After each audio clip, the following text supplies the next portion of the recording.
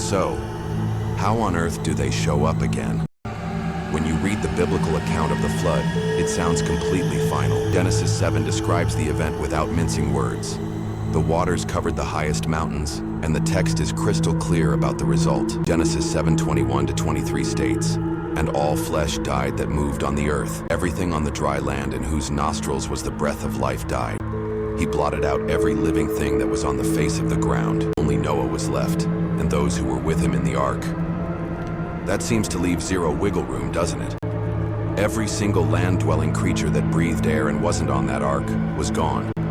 The entire point was a hard reset, purging the world of the wickedness that the Nephilim were linked to.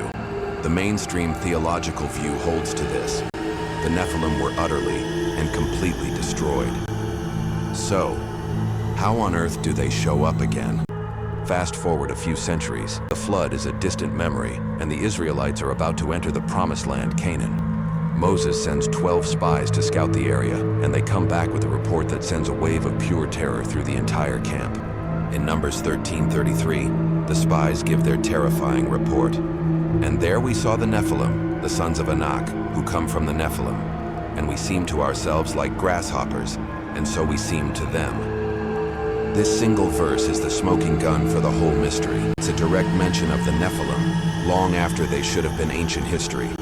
The spies don't just say they saw really tall people. They use the specific pre-flood term, Nephilim. It's important to note this is a report from terrified men, not necessarily a narrator-confirmed fact. In fact, the parenthetical note, "the sons of Anak, who come from the Nephilim," is absent from the Septuagint, an important ancient Greek translation of the Old Testament, leading many scholars to believe it was a later addition to the text. Still, the use of that name invokes a deep historical terror, suggesting they saw something more than just tough-looking warriors. This one verse creates the whole problem. If everyone was wiped out, where did these Nephilim come from?